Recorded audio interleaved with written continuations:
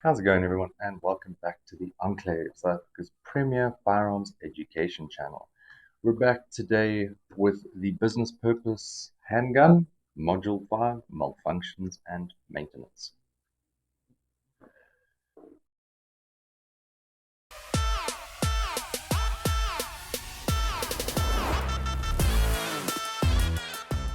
Okay, so as you guys will have seen in the intro there, we are covering today Module 5, Malfunctions and Maintenance of the business purpose handgun.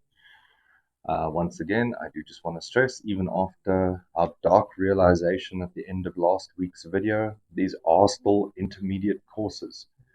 Even though I had done all the competency courses before doing these, they were still a step up, especially in the practical aspect. So just bear that in mind.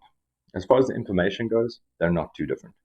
But the practical aspect, you are going to need to be familiar with firearms, like I said in previous videos. So let us begin.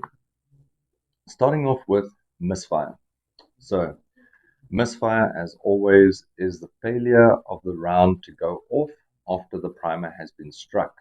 This can happen for a few reasons: light primer strikes, dud primers, issues with powder. For instance, if your powder is wet, the primer could go off but still not ignite the powder and set the round off. That is still considered a misfire. So yeah, the solution for that, as always, tap rack and assess. Pretty simple. Hang fire, a perceptible delay in the firing of the cartridge. As I've said in previous videos, modern ammunition, you should never see this problem. Like genuinely, the odds of you seeing it are 1 in a billion, sort of a thing. But in old ammunition, you could have a delay where it would take time for the powder to ignite. And obviously, that can cause issues if you've done something silly with your firearm between the time that you pull the trigger and the time that that round goes off. Yeah, corrective action, wait 5 seconds. You just wait for the round to go off. If you're in a life and death situation, you want to get that round out as quickly as possible, so you'll just tap rack and assess as normal. Most likely the round is not going to injure you if it ends up firing once it's laying on the ground. But anyways, next up we have the squib load. So a squib load is caused by a round that develops less than nominal pressure or less than normal pressure. So what will basically happen is the powder will ignite, it will send the bullet out of the casing, but it won't have enough power to actually push past the lands and grooves on the rifling. So it'll actually get stuck in the rifling of the barrel and stay inside your barrel. Now the problem with that is if you fire a second round, it will go into the back of that round and will probably destroy your gun, like most likely. So yeah, that can be a problem. The squib loads for me are, to be honest, probably the most dangerous malfunction, because if you were in a competition, for example, and you were shooting really quickly, you might not have the time. So the average reaction time is about 200 milliseconds for a human. So you might not actually have the reaction time to know, basically hear that your round has developed less than normal pressure and stop your next trigger pull. And I have seen that end quite badly a few times. In fact, it happens most of the time you see a squib load happen. It's happening while the person is firing quickly, and they do put the next round into the back of that. And it'll often blow the receiver up, or it'll blow the top of the barrel out, or yeah, all sorts of things. Anyways, there you want to take the cleaning rod of your firearm and you basically want to give it a good tap. And if that doesn't get it out, then you need to take it to a gunsmith to get that sorted. Although this being a business purpose test, that'll all be up to your boss. Your boss will have to sort all that out.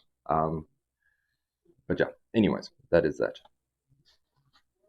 So the malfunction drill, as always, is quite simple. We're just going to show you that. So let us simulate this quickly. So as you can see here, the magazine is not correctly seated. There is a gap there. So if I were to have a round in the chamber and I then went to put my magazine in, okay, and it didn't end up seating correctly, so I then draw my firearm. Let's make sure this is in frame. And I then fire one shot, okay? At that point, the slide would cycle and there would be no round in the chamber, but the firearm would have cycled. So now you would fire again and click. Obviously, that sounds the same as it did the first time, but you'd have a click. So you then tap, rack, and assess. You then carry on. So that is quite simply our drill. Now, the reason you tap, rack, and assess for every malfunction drill is because it is easier to build muscle memory on a single move than it is on multiple moves. So if you were to say practice for what we're going to go into next, where you have a failure to go into battery. Okay, so failure to go into battery can look something like that. So as you can see, the slide is not perfectly forward. It's just slightly to the rear. So now what they will instruct you to do, and my instructor agrees with me, so just listen up. What they instruct you to do in the book is to hit the back of the gun forward like that, okay? The problem with that is that you have to have identified the fact that your slide is that much back in the middle of a gunfight.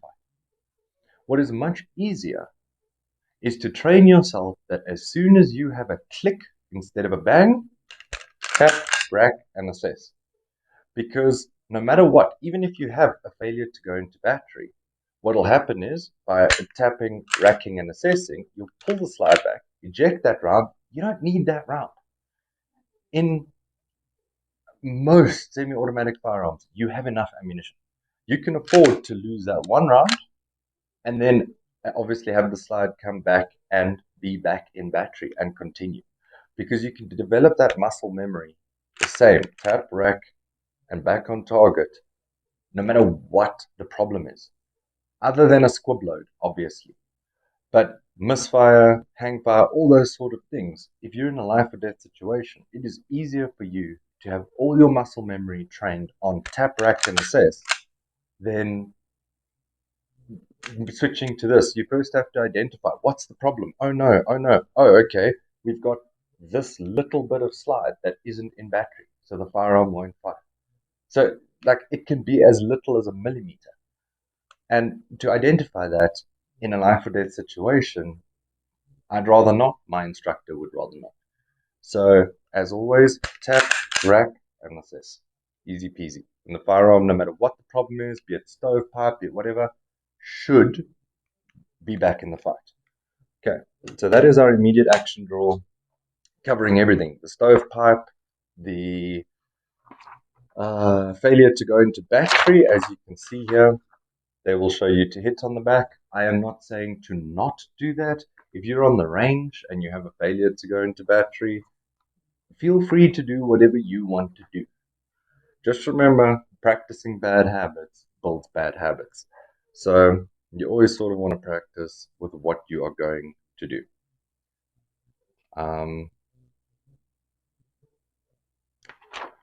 But yeah, what else? Point of aim. So here's another section that we have not yet gone into in the previous books. So center body mass is the preferred point of aim when shooting at a person.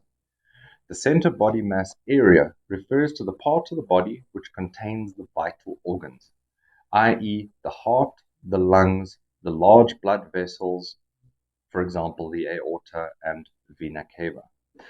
So the center body mass area is the slowest moving and largest part of the body.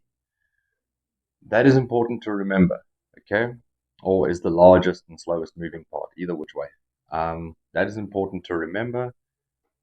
It may very well be in your test. When aiming for the center body mass area, do not concentrate on the chest, but rather concentrate on what is inside the body. The way to help you do this is as follows, and this is important to remember what follows here, ladies and gentlemen. Imagine that a person's neck is a tube that extends all the way into the body. You would want to shoot for the center of that imaginary tube. So you're going to want to know the layout of that sentence because they're going to ask you to fill in missing words from that sentence. So absolutely pay attention to this point of aim and center body mass section. So basically page 48. If a person's body is partially hidden, you then would shoot for the center of what you could see. And as you'll notice, my light has just died because it's being powered off a power bank, which is absolutely beautiful. I'm not going to get up and interrupt the whole video to sort that out now. We are almost done. So, pistolcraft. This is not going to be in your test. So I don't know that we are going to specifically cover it. Your draw, you absolutely need to make sure that your draw is correct. You want to practice it. You want to be good with it. It does not matter whether you do not have access to a real firearm. You can use any form of BB gun. If all you can afford is 50 Rand at China Mall to buy the cheapest, nastiest thing that doesn't even work, it doesn't matter. What matters is that you are able to practice.